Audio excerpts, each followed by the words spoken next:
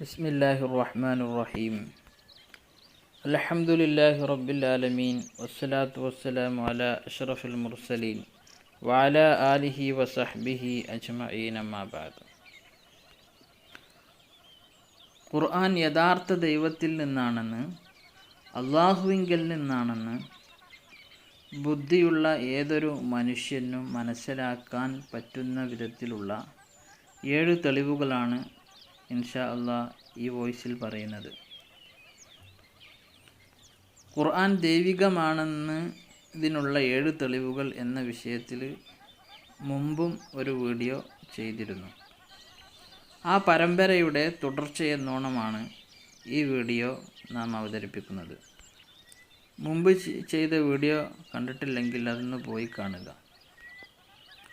ഓരോ കാലത്തും ഓരോ ജനറേഷനും അല്ലാഹു തആല ഓരോ തെളിവുകൾ, ഓരോ ദൃഷ്ടാന്തങ്ങൾ ഇങ്ങനെ കാണിച്ചു കൊണ്ടേയിരിക്കും. മനുഷ്യൻ അവൻ്റെ അപാര ബുദ്ധി അതിലൊക്കെ പ്രയോഗിക്കുകയും അള്ളാഹുവിങ്കിലേക്ക്, ദൈവത്തിലേക്ക്, ഈ പ്രപഞ്ചനാഥനിലേക്ക് മടങ്ങാനുള്ള ഒരു അവസരമായിക്കൊണ്ടാണ് അത്തരം ആയാത്തുകൾ, ദൃഷ്ടാന്തങ്ങൾ അല്ലാഹു തആല കാണിച്ചു തരുന്നത്. സൂറത്തു ഫുസ്സിലത്തിലെ 53-ാമത്തെ വചനം, സനുരീഹിം ആയാതിന ഫിൽ ആഫാഖി വഫീ അൻഫുസിഹിം ഹത്താ യതബയ്യന ലഹും അന്നഹുൽ ഹഖ് അവലം യക്ഫി ബിറബ്ബിക അന്നഹു അലാ കുല്ലി ഷൈഇൻ ഷഹീദ്. സനുരീഹിം ആയാതിന ഫിൽ ആഫാഖ്, നമ്മളുടെ ദൃഷ്ടാന്തങ്ങളെ നമ്മൾ അവർക്ക് ഈ പ്രപഞ്ചത്തിൽ കാണിച്ചു കൊടുക്കും. ഒഫി അൻഫുസിഹിം, അവരുടെ സ്വന്തങ്ങളിൽ തന്നെ. ഹത്താ യതബയ്യന ലഹും അന്നഹുൽ ഹഖ്, ഇത് യാഥാർത്ഥ്യമാണല്ലോ എന്നവർക്ക് ബോധ്യപ്പെടുന്നത് വരെ. അവലം യക്ഫി ബിറബ്ബിക അന്നഹു അലാ കുല്ലി ഷൈഇൻ ഷഹീദ്, അള്ളാഹു എല്ലാ കാര്യങ്ങൾക്കും സാക്ഷിയാണ് എന്നുള്ള കാര്യം അവർക്ക് മതിയായില്ലേ? ഈ ആയത്തിൻ്റെ വിശദീകരണങ്ങളിലേക്ക് നാം ഇപ്പോൾ കടക്കുന്നില്ല. നമ്മൾ ഖുർആൻ യഥാർത്ഥ ദൈവത്തിൽ നിന്നാണെന്ന് നമുക്ക് മനസ്സിലാക്കാവുന്ന 7 തെളിവുകൾ, ദൃഷ്ടാന്തങ്ങളാണ് നമ്മൾ ഈ വോയിസിൽ ചർച്ച ചെയ്യുന്നത്. അല്ലാഹു തആല സത്യമായി മനസ്സിലാക്കി ആ സത്യത്തെ പുണരാനും അതനുസരിച്ച് ജീവിക്കാനുള്ള തൗഫീഖ് അല്ലാഹു തആല നമുക്കെല്ലാവർക്കും നൽകട്ടെ എന്ന് പ്രാർത്ഥിച്ചുകൊണ്ട്, ഒന്നാമത്തെ അത്ഭുതം സൂറത്ത് നൂറിലെ 40-ാമത്തെ വചനം, ഔ കളുലുമാത്തിൻ ഫീ ബഹരിൻ ലുജ്ജിയിൻ യഗ്ശാഹു മൗജുൻ മിൻ ഫൗഖിഹി മൗജ് മിൻ ഫൗഖിഹി സഹാബ് ളുലുമാത്തുൻ ബഅ്ദുഹാ ഫൗഖ ബഅ്ദ് ഇദാ അഖ്റജ യദഹു ലം യകദ് യറാഹാ വമൻ ലം യജ്അലില്ലാഹു ലഹു നൂറൻ ഫമാ ലഹു മിൻ നൂർ. ഇവിടെ ഖുർആൻ ഉപമിക്കുകയാണ്, അവിശ്വാസികളുടെ പ്രവർത്തനങ്ങളെ ഉപമിക്കുകയാണ്. ഇതിൻ്റെ തൊട്ടു മുമ്പത്തെ ആയത്തിൽ ഒരു ഉപമ പറഞ്ഞു, പിന്നെ അതിൻ്റെ ശേഷം മറ്റൊരു ഉപമ പറയുകയാണ്. ഔ കളുലുമാത്തിൻ, അല്ലെങ്കിൽ കളുലുമാത്തിൻ ഫീ ബഹരിൽ ലുജ്ജിയിൻ, ആഴക്കടലിലെ ഊരിരുട്ടുകൾ പോലെയാണ്. യഗ്ശാഹു മൗജുൻ മിൻ ഫൗഖിഹി മൗജ്, ആ ആഴക്കടലിനെ തിരമാല പൊതിയുന്നു. മിൻ ഫൗഖിഹി മൗജുൻ, ആ തിരമാലക്ക് മുകളിൽ മറ്റൊരു തിരമാലയുണ്ട്. മിൻ ഫൗഖിഹി സഹാബ്, ആ തിരമാലക്ക് മുകളിലായി മേഘമുണ്ട്. ഒന്നും പാടി പറയാം. യഗ്ശാഹു, ആഴക്കടലിനെ പൊതിയുന്നു, ആവരണം ചെയ്യുന്നു. മൗജുൻ, തിരമാല. മിൻ ഫൗഖിഹി മൗജുൻ, ആ തിരമാലക്ക് മുകളിലും വേറൊരു തിരമാലയുണ്ട്. മിൻ ഫൗഖിഹി സഹാബ്, ആ തിരമാലക്ക് മുകളിൽ മറ്റൊരു തിരമാലയുണ്ട്. സഹാബൻ, മേഘമുണ്ട്. ളുലുമാത്തുൻ ബഅ്ദുഹാ ഫൗഖ ബഅ്ദ്, അവിടെ കൂരിട്ടുകൾ ഒന്നിൻ്റെ മുകളിലായിട്ട് തട്ടുകളായിട്ട് ഇരുട്ടുകളുണ്ട്.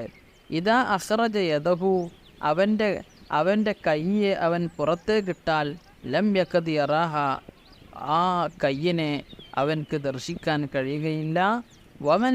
വമൻ ലം യജ്അലില്ലാഹു ലഹു നൂറൻ, പ്രകാശം അല്ലാഹു തആല നൽകാത്തവർക്ക് ഫമാ ലഹു മിൻ നൂർ, അവൻക്കൊരു പ്രകാശവുമില്ല എന്നാണ് ഇതിൻ്റെ അർത്ഥം. ഇവിടെ നമുക്ക് അറിയാൻ കഴിയുന്നത് 4 അത്ഭുതങ്ങളാണ്. മറ്റൊരുപാട് അത്ഭുതങ്ങളുണ്ടാകും, പക്ഷെ 4 അത്ഭുതങ്ങളാണ് നമ്മൾക്ക് ഇപ്പോൾ കണ്ടെത്താൻ സാധ്യമായത്.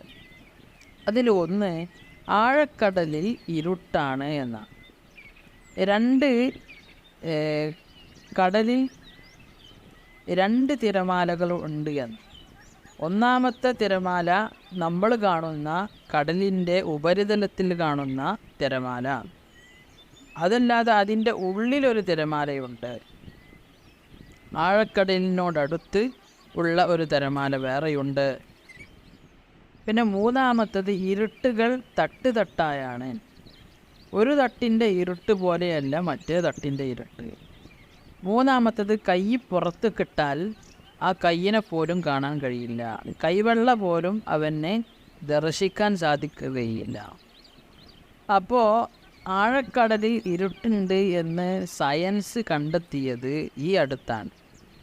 19-ാം നൂറ്റാണ്ടിനോടൊക്കെ അടുത്തുള്ള സമയത്താണ് ആഴക്കടലിൽ ഇരുട്ടുണ്ട് എന്ന് അറിയാൻ കഴിഞ്ഞത്. അല്ലെങ്കിൽ ഒരാൾക്കും അറിയാൻ കഴിയില്ല.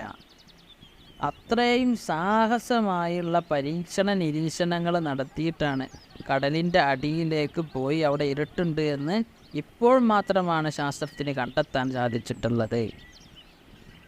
അന്ന് ഖുർആൻ ഇറങ്ങുന്ന സമയത്ത് കടലിൻ്റെ അടിയിൽ ഈ പൂരിരുട്ടാണ് എന്ന് കണ്ടെത്തപ്പെട്ടിട്ടില്ല. അതുപോലെ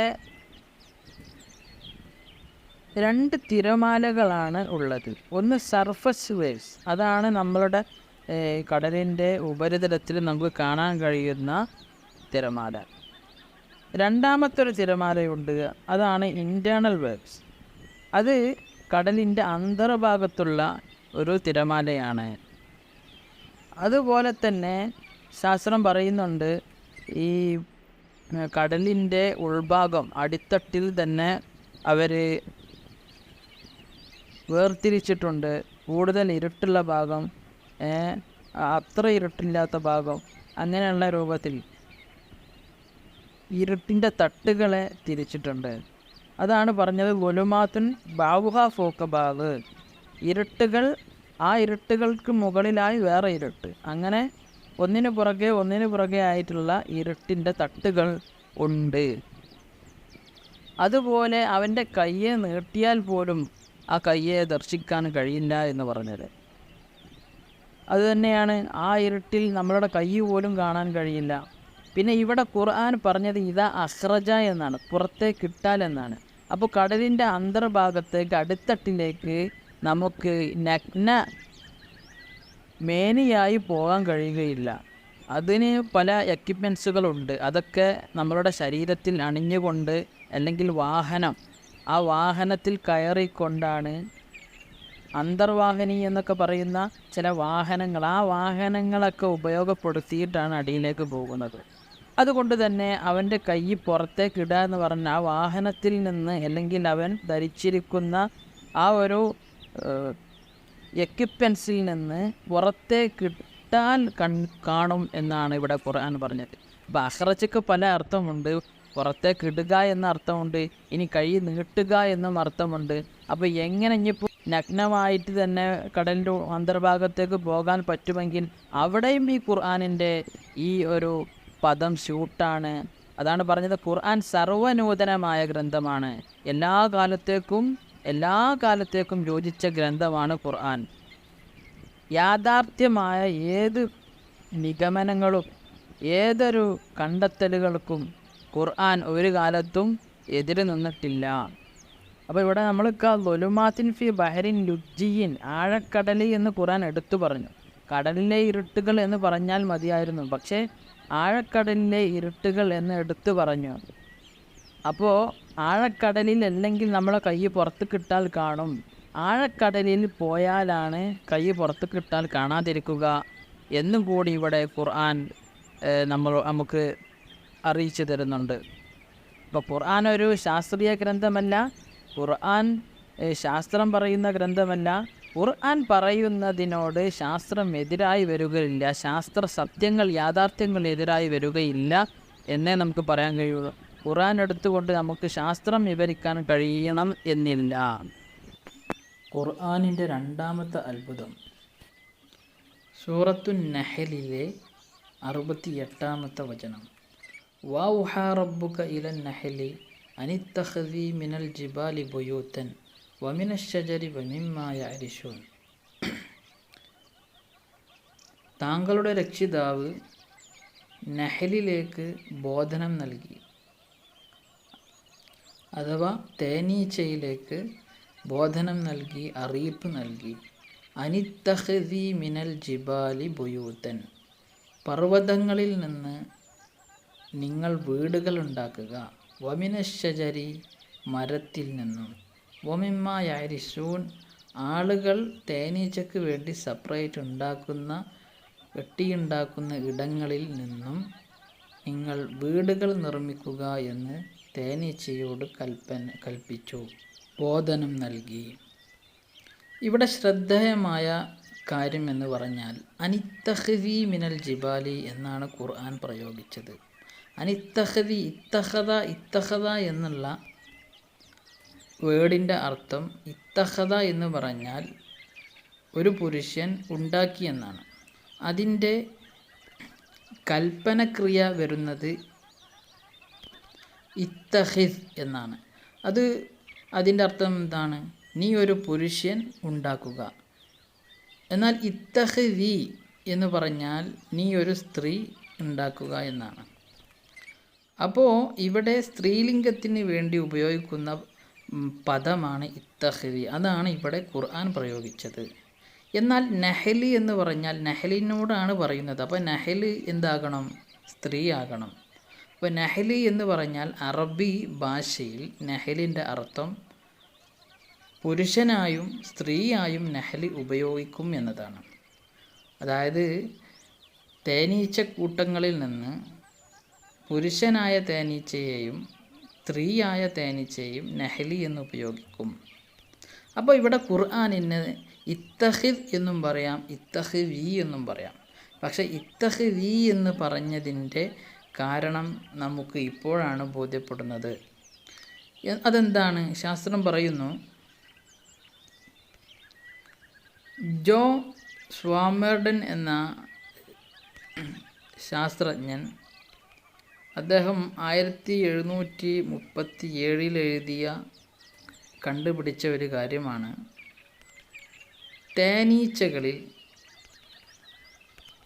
തേനീച്ചക്കൂട് ഉണ്ടാക്കുന്നവർ അത് സ്ത്രീകളായ തേനീച്ചകളാണ്, പെൺ തേനീച്ചകളാണ് തേനീച്ചക്കൂടുണ്ടാക്കുന്നത്. അപ്പോൾ അതുകൊണ്ട് തന്നെ തേനീച്ചകളിൽ നിന്ന് കൂടുണ്ടാക്കുന്നത് പെൺ തേനീച്ചകളാണ് എന്ന് പടച്ച തമ്പുരാൻ അറിയുന്നത് കൊണ്ട് തന്നെ അവിടെ ഇത്തഖദി, നീ ഒരു സ്ത്രീ ഉണ്ടാക്ക് എന്ന അർത്ഥത്തിലുള്ള പദപ്രയോഗം പ്രയോഗിച്ചതുകൊണ്ട് ഖുർആനിൻ്റെ ദൈവിക മാനം ഇവിടെ മനസ്സിലാക്കാൻ സാധിക്കുകയാണ്. ഖുർആൻ യഥാർത്ഥ ദൈവത്തിൽ നിന്നാണെന്ന് സംശയമുള്ളവർ ഈ ഒരു വിഷയം ഒന്ന് പഠിക്കട്ടെ. ഖുർആനിൻ്റെ മൂന്നാമത്തെ അത്ഭുതം സൂറത്ത് യൂനുസിലെ 92-ാമത്തെ വചനം.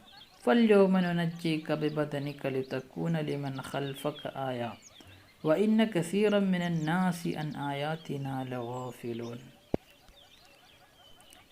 നൂറ്റാണ്ടുകൾക്ക് മുമ്പ് ഒരു അഹങ്കാരിയായ രാജാവുണ്ടായിരുന്നു, ഫിർഔൻ.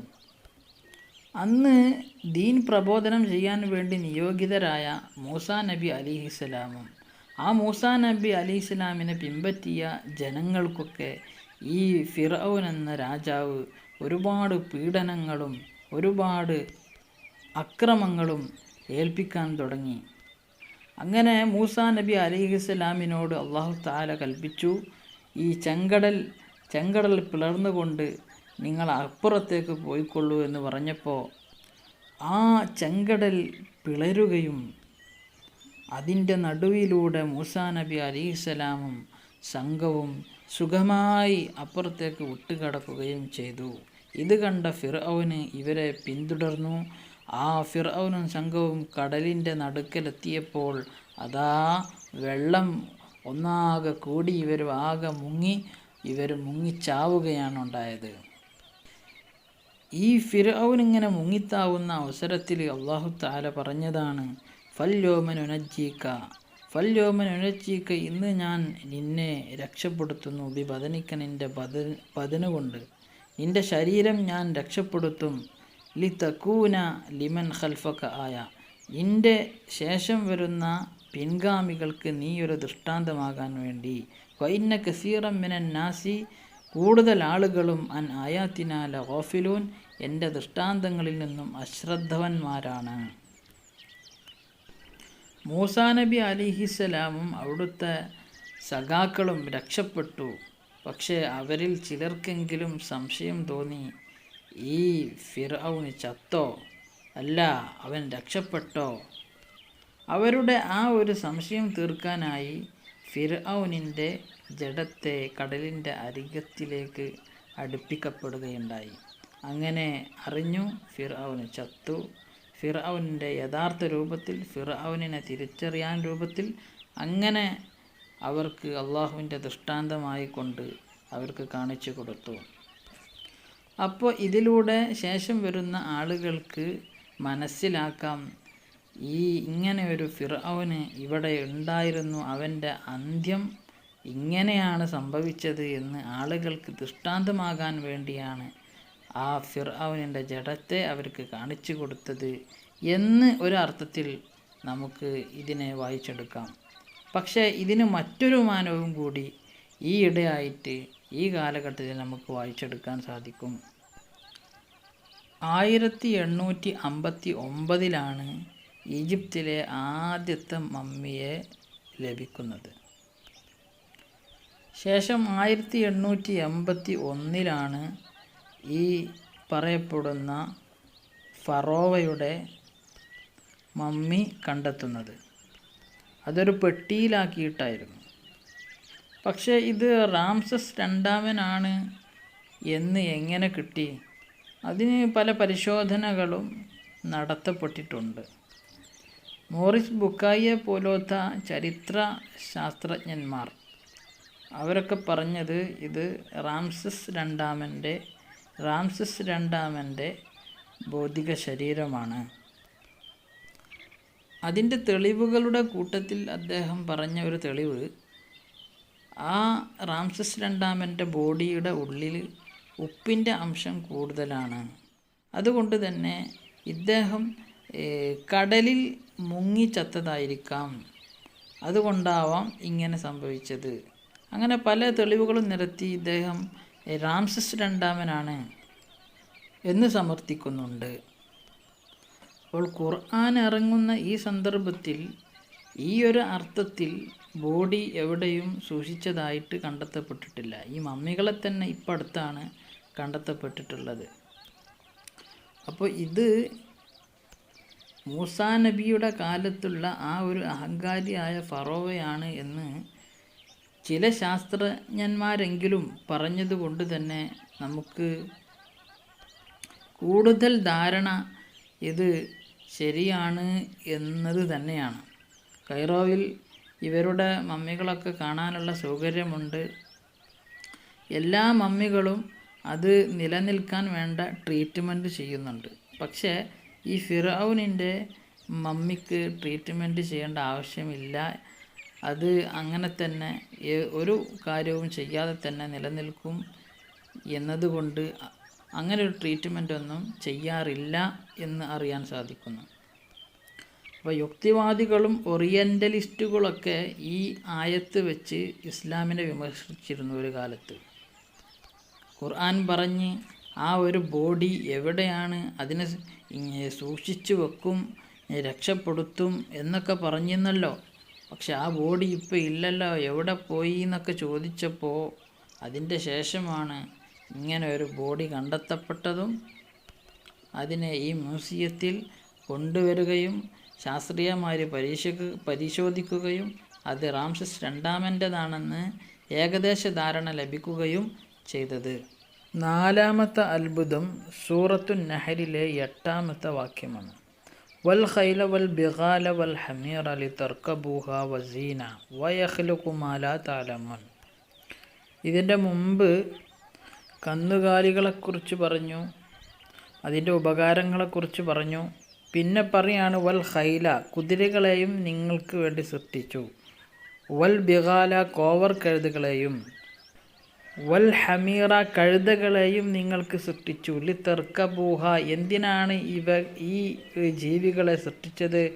ലിതർകബൂഹ, നിങ്ങൾ അവകളെ വാഹനമാക്കാൻ വേണ്ടി, വസീനത്തൻ, അലങ്കാരമായിട്ടും. എന്നിട്ട് ശേഷം പറയുന്നത് നോക്കൂ, വയഖ്ലുഖു മാ ലാ തഅലമൂൻ, നിങ്ങൾക്കറിയാത്ത ചില കാര്യങ്ങളും അല്ലാഹു തആല സൃഷ്ടിക്കുന്നുണ്ട് വാഹനങ്ങളുടെ കൂട്ടത്തിൽ.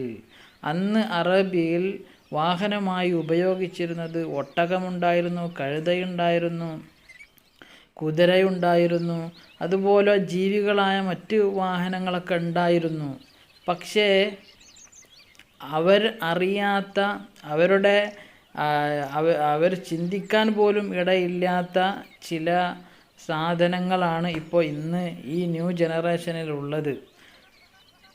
ഇന്ന് നിലവിലുള്ളത് car, lorry, bus, motor cycle, ഇതുപോലത്തെ വാഹനങ്ങൾ അന്നുള്ളവർക്ക് ചിന്തിക്കാൻ പോലും സാധ്യമായിക്കൊള്ളണമെന്നില്ല. അപ്പോൾ ഈ വാഹനങ്ങളുടെ കൂട്ടത്തിൽ പറയുകയാണ് പടച്ചോൻ തമ്പുരാന്, വയഖ്ലുഖു മാ ലാ തഅലമൂൻ, നിങ്ങൾക്കറിയാത്തതും നമ്മൾ സൃഷ്ടിക്കുട്ടോ എന്ന്. അപ്പോൾ അതിൻ്റെ അർത്ഥം എന്താണ്? അന്നില്ലാത്ത ചില വാഹനങ്ങൾ പിന്നീട് വരും. അതെന്താണ്? അത് ഈ ഇത്യാദം വാഹനങ്ങളാണ് പിന്നീട് വന്നത്. ഖുർആൻ ഒരു ദൈവിക ഗ്രന്ഥമല്ലെങ്കിൽ അവിടെ ഈ ഒരു വചനം പറയാൻ സാധ്യമല്ല. കാരണം അന്ന് ഇങ്ങനത്തെ ഒരു വാഹനങ്ങൾ വരുമോ വരില്ലേ എന്ന് ഉറപ്പില്ല. പിന്നെ എങ്ങനെയാണ് അവിടെ അങ്ങനെ പറയുക?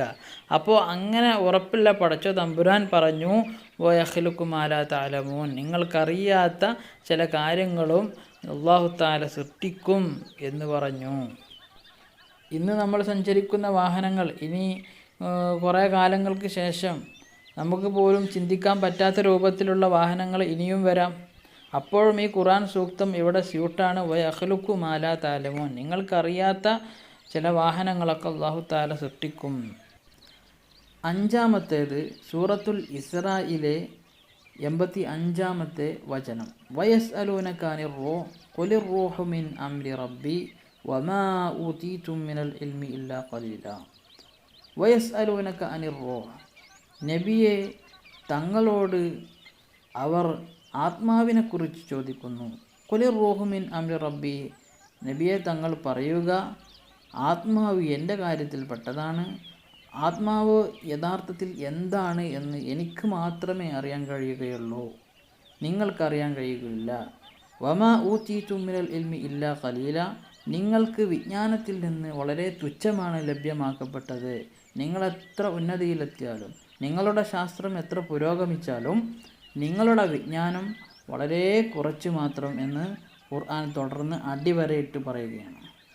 ഇവിടെ അത്ഭുതം എന്ന് പറയുമ്പോൾ ആത്മാവിനെക്കുറിച്ച് അതിൻ്റെ ശരിയാവണ്ണമുള്ള വിജ്ഞാനം അള്ളാഹുവിന് മാത്രമാണുള്ളത് എന്നാണ്. അപ്പോൾ നമ്മൾ ഈ വരെയുള്ള ശാസ്ത്രീയപരമായിട്ടും മതപരമായിട്ടുള്ള രൂപത്തിലെടുക്കുമ്പോഴോ രണ്ടു പേർക്കും ആത്മാവിനെക്കുറിച്ച് ശരിക്ക് പറയാൻ സാധിച്ചിട്ടില്ല എന്നതാണ് വസ്തുത. യഥാർത്ഥത്തിൽ എന്താണ് യഥാർത്ഥത്തിൽ ആത്മാവ്? ആത്മാവ് ഒരു ഖരവസ്തുവാണോ? ആത്മാവ് ഒരു ഖരമല്ലാത്ത വസ്തുവാണോ? അത് ദ്രാവകമാണോ? അല്ല അത് വായുരൂപമാണോ? ഇതൊന്നുമല്ലാത്തൊരു സംഗതിയാണോ? എന്താണ് ആത്മാവിൻ്റെ യഥാർത്ഥ രൂപം? എന്താണ് അത്? ഒരാൾക്കും പറയാൻ കഴിഞ്ഞിട്ടില്ല. നോക്കുക, കെ.എം. ജോർജ് എഴുതിയ സർവവിജ്ഞാന കോശത്തിൻ്റെ വരികളാണ് ഞാൻ വായിച്ച് കേൾപ്പിക്കുന്നത്. ആത്മാവിൻ്റെ അസ്തിത്വം ശാസ്ത്രീയമായി തെളിയിക്കുവാൻ ആധുനിക മനഃശാസ്ത്രം ശ്രമിച്ചു പോന്നിട്ടുണ്ട്. പക്ഷേ ആ വഴിക്കുള്ള ഗവേഷണ നിരീക്ഷണങ്ങളുടെ ഫലം പരിമിതമാണ്. ആത്മാസ്തിത്വം സംശയാതീതമായി സ്ഥാപിക്കുവാൻ തക്ക തെളിവുകൾ ലഭിച്ചിട്ടില്ല.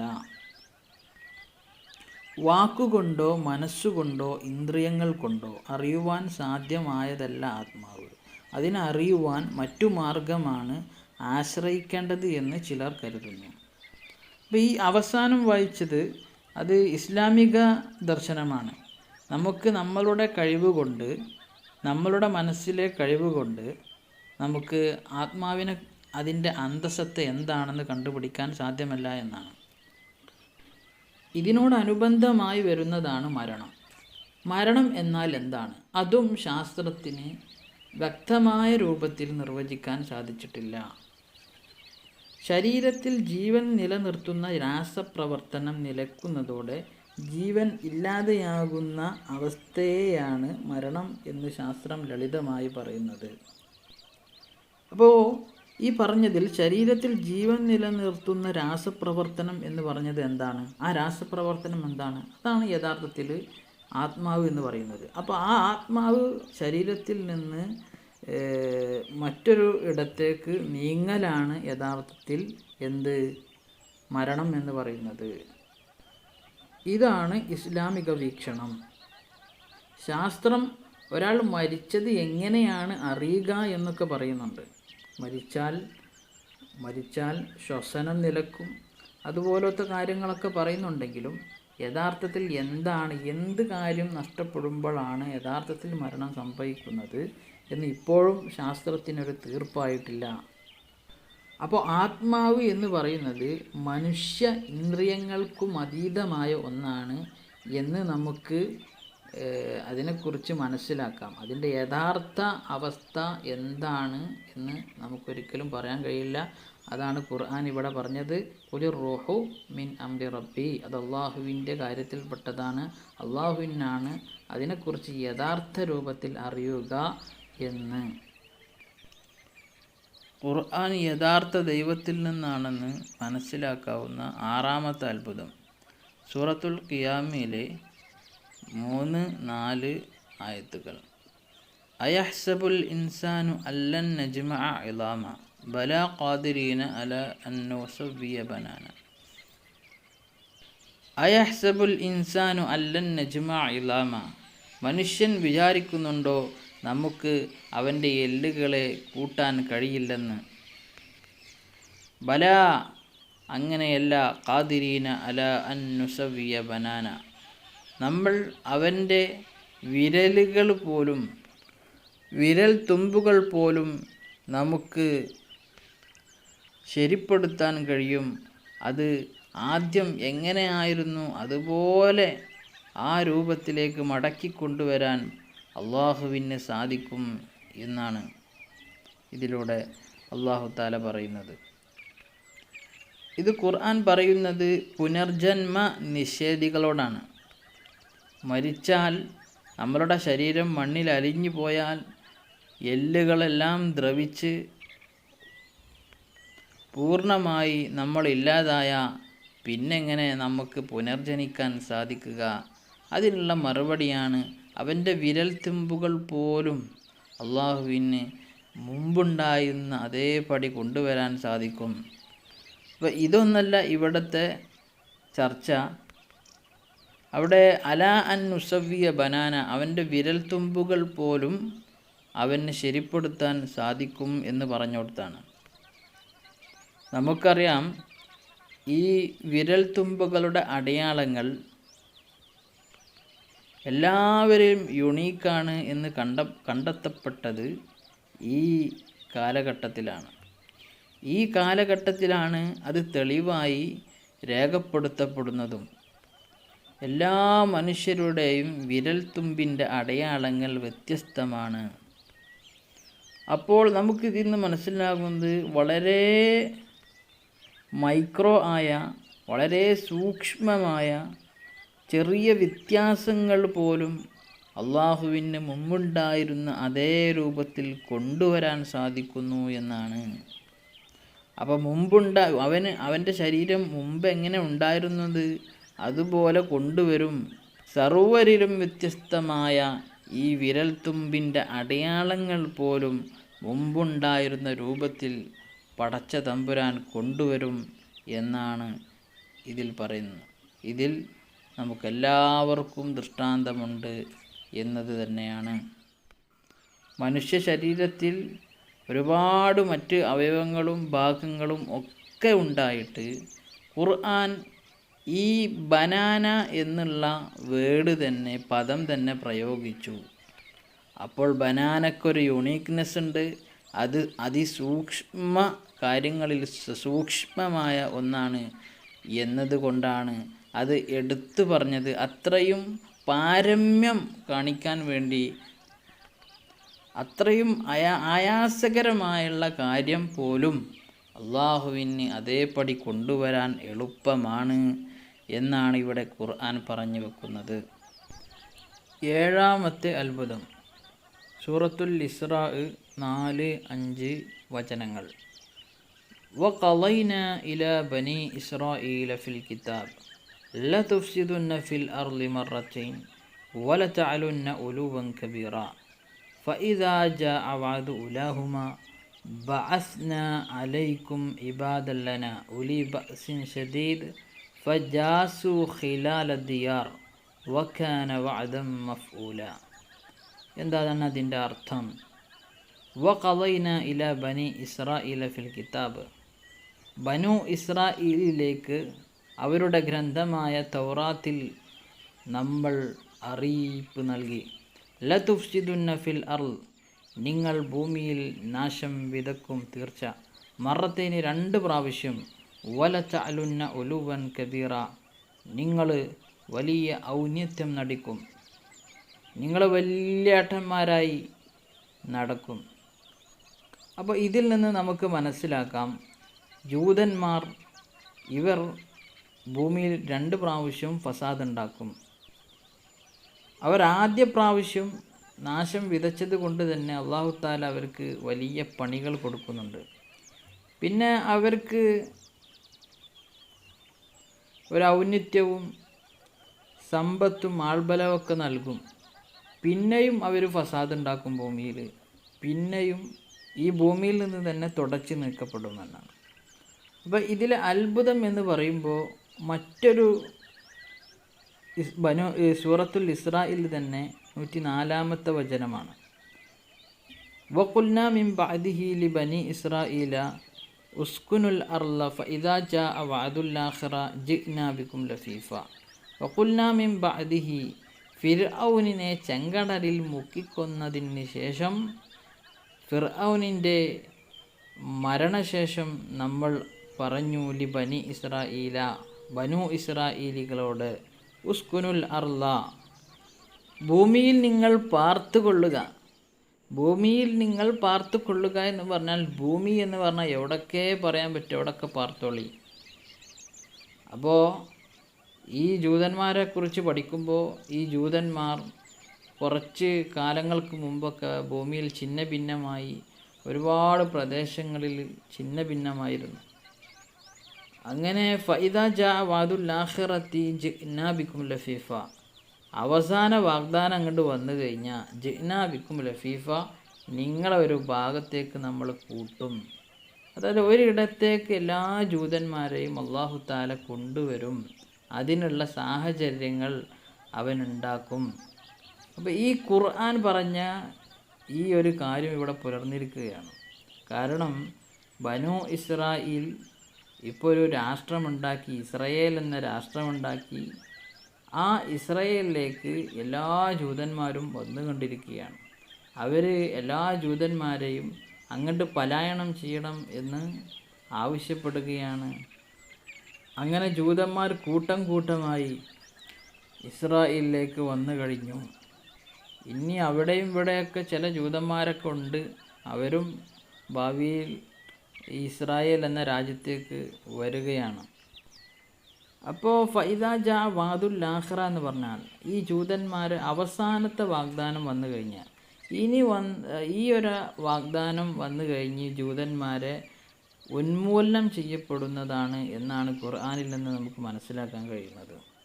അപ്പം അതിന് ശേഷം മറ്റൊരു വാഗ്ദാനമില്ല. ഇവരെ ഒന്നാകെ തുടച്ച് നീക്കണമെങ്കിൽ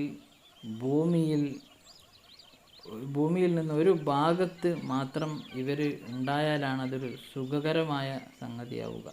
അപ്പോൾ അതുകൊണ്ട് തന്നെ ഈ ജൂതരാഷ്ട്രത്തിൽ എല്ലാവരും എത്തിയതിന് ശേഷം ഇൻഷാ അള്ളാഹ് അവരുമായി ഒരു വിഭാഗം പോരാട്ടം നടത്തി അവരെ ഇല്ലായ്മ ചെയ്യും എന്നാണ് നമുക്ക് മനസ്സിലാകുന്നത്. അപ്പോൾ ഇവിടെ പറയാനുള്ളത് അവർ ജൂതന്മാരെ ഒരു രാഷ്ട്രത്തിലേക്ക് കൂട്ടും എന്ന് ഖുർആൻ പറഞ്ഞ കാര്യം ഇവിടെ പുലർന്നിരിക്കുകയാണ്. പുലർന്നത് ഖുർആൻ ഇറങ്ങിയതിന് എത്രയോ കാലങ്ങൾക്ക് ശേഷം ഖുർആൻ പറഞ്ഞു വെച്ച ആ കാര്യം ജൂതന്മാർ ഒരു ഭാഗത്തേക്ക് കൂട്ടമായി വന്നവർ കൂടി എന്നുള്ള കാര്യം ഒരു അത്ഭുതമായ കാര്യമാണ്. നമ്മളിപ്പോൾ ലഘുവായിട്ടാണ് ഈ ജൂതന്മാരെക്കുറിച്ചുള്ള ഈ പരാമർശം ഇവിടെ വിശദീകരിച്ചത്. ഇൻഷാ അള്ളാഹ് ഇതൊന്നും കൂടി ദീർഘമായി സംസാരിക്കാനുണ്ട്. അത് അടുത്ത വീഡിയോയിൽ ഇൻഷാ അള്ളാഹ്. 7 കാര്യങ്ങളാണ് ഇപ്പോൾ ഇതിൽ പ്രതിപാദിച്ചത്. നമ്മൾ മുമ്പൊരു വീഡിയോ ചെയ്തിരുന്നു ഖുർആനിൻ്റെ 7 അത്ഭുതങ്ങൾ എന്ന് പറഞ്ഞ്. അപ്പോൾ അതിൻ്റെ പരമ്പരയുടെ തുടർച്ചയാണ് ഈ വീഡിയോ. ആ വീഡിയോ കണ്ടിട്ടില്ലെങ്കിൽ നിങ്ങളൊന്ന് പോയി കാണുക. അപ്പോൾ ഖുർആൻ യഥാർത്ഥ ദൈവത്തിൽ നിന്നാണ് എന്നുള്ള തെളിവുകളാണ് ഇതൊക്കെ. ഇനി ഒരുപാട് തെളിവുകൾ ഉണ്ട്. അതൊക്കെ സത്യം എന്താണെന്ന് അറിയണമെങ്കിൽ ഖുർആനെക്കുറിച്ച് പഠിക്കുക. ഇത്രയും ബുദ്ധിയുള്ള മനുഷ്യനെ ഈ ലോകത്തേക്ക് അല്ലാഹു തആല പറഞ്ഞയച്ചത് ചിന്തിക്കാനും നാം എന്തിനാണ് ഇങ്ങോട്ട് വന്നത് എന്നുള്ള കാര്യം തിരിച്ചറിയാനും അതിനനുസരിച്ച് ജീവിക്കാനുമാണ്. അല്ലാതെ വെറുതെ ഇവിടെ വന്ന് ഒരു കാര്യവുമില്ലാതെ ഒരു കടമയുമില്ലാതെ ഇങ്ങനെ ജീവിച്ചു പോകാമെന്ന് ആരും ധരിക്കേണ്ടതില്ല. നമ്മെയും ഈ ഭൂമിയെയും ഈ പ്രപഞ്ചത്തെയും സൃഷ്ടിച്ച ഒരാളുണ്ട്, ദൈവമുണ്ട് എന്ന് വിശ്വസിക്കുന്ന ഏതൊരാൾക്കും ആ ദൈവം എന്തിനു വേണ്ടിയാണ് നാം ഇവിടെ പടച്ചത് വെറുതെ സൃഷ്ടിക്കുകയില്ലല്ലോ. അപ്പോൾ അതിനായുള്ള അന്വേഷണങ്ങൾ നടത്തുക, ഖുർആൻ പഠിക്കുക. അത് സത്യമാണെന്ന് തിരിച്ചറിഞ്ഞാൽ പിന്നെയുള്ള നമ്മളുടെ ഉത്തരവാദിത്വം ആ ഗ്രന്ഥം പറഞ്ഞതനുസരിച്ച് ജീവിക്കുക എന്നുള്ളതാണ്. അതാണ് ഖുർആൻ പറയുന്നത്, ഇന്നദ്ദീന ഇൻദല്ലാഹിൽ ഇസ്ലാം. അള്ളാഹുവിൻ്റെ അടുക്കൽ സ്വീകാര്യമായ മതം അത് ഇസ്ലാമാണ്. ആ ഇസ്ലാം പഠിപ്പിച്ചത് റസൂലുള്ളാഹി സ്വല്ലല്ലാഹു അലൈഹി വസല്ലമയാണ്. അവരെ അനുധാവനം ചെയ്യുക, അവർ പറഞ്ഞതനുസരിച്ച് ജീവിക്കുക. എന്നാൽ നമുക്ക് രക്ഷയുണ്ട്, സന്തോഷമുണ്ട്, സുഖങ്ങളുണ്ട്. സൂറത്ത് മുഹമ്മദിലെ 24-ാമത്തെ വചനം ഓതിക്കൊണ്ട് നാം ഇവിടെ പരിസമാപ്തി കുറിക്കട്ടെ. അഫലാ യതദബ്ബറൂനൽ ഖുർആന അം അലാ ഖുലൂബിഹിം അഖ്ഫാലുഹാ. അവർ ഖുർആൻ ചിന്തിക്കുന്നില്ലേ? അതല്ല അവരുടെ ഹൃദയങ്ങളിൽ പൂട്ടുകളാണോ? ഖുർആൻ ചിന്തിക്കുന്നതിൽ നിന്നും തടഞ്ഞു നിർത്തുന്ന പൂട്ടുകളാണോ അവരുടെ ഹൃദയങ്ങളിലുള്ളത്? വആഖിറു ദഅവാന അൽഹംദുലില്ലാഹി റബ്ബിൽ ആലമീൻ. അസ്സലാമു അലൈക്കും വറഹ്മത്തുള്ളാഹി വബറകാതുഹു.